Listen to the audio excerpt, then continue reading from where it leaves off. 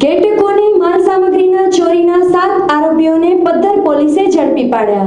2,40,000નો ચોરાઉ માલ કબજે કરાયો। મોટા માથાની સંડોવણીની શક્યતા। ગેટકો કંપનીના માલ સામાનની ચોરી બાબતે પદ્ધર પોલીસ સ્ટેશનમાં ફરિયાદ નોંધાવવામાં આવી હતી। 47 લાખ અને 50,000 રૂપિયાની ચોરીની ફરિયાદ નોંધાયાના 3 દિવસમાં જ પદ્ધર પોલીસે આરોપીઓને પકડી પાડ્યા હતા।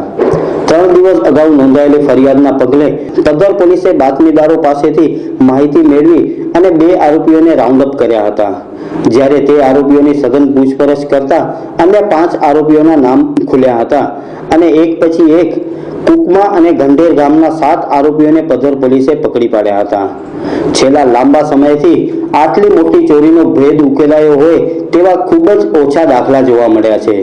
તેવામાં પદ્ધર પોલીસની કામગીરી એક ખરેખર વખાણવા લાયક છે। ગેટકો કંપનીના વાયરો અને અન્ય સાધન સામગ્રી ચોરી થયાની ફરિયાદ લખાયાના ગણતરીના દિવસોમાં જ ચોરીનો પર્દાફાશ થયો છે। જો કે આ ચોરીમાં હજી સુધી 2,40,000નો મુદ્દામાલ કબજે થયો છે અને કુલ 47,50,000ની ચોરીના ભેદમાંથી 2.5 લાખ રૂપિયા જેટલો સામાન મળી આવ્યો છે। બાકીની તપાસ હાલમાં ચાલુ હોતા વધારે વિગતો તપાસ બાદ બહાર આવે તેવી શક્યતાઓ સેવાઈ રહી છે। જ્યારે 7 આરોપીઓના રિમાન્ડ માંગ્યા બાદ આરોપીઓની સઘન પૂછપરછમાં ખૂબ મોટા માથાની સંડોવણી બહાર આવે તેવી પણ શક્યતાઓ સેવાઈ રહી છે। 47 લાખ અને 50,000ની ચોરીનો મામલો હોય ત્યારે મોટા માથાની સંડોવણી પણ હોય તેવી શક્યતાઓને નકારી શકાય નહીં। ત્યારે હવે પદ્ધર પોલીસ આગામી દિવસોમાં ચોરીનો ભેદ ઉકેલી અને મોટા માથાના નામ બહાર આવે અને ખળભળાટ સર્જે તેવી સંભાવનાઓ છે। તો આ ચોરી અંગે વાત કરતા પદ્ધર પોલીસ સ્ટેશનના પીએસઆઈ GR ગઢવી।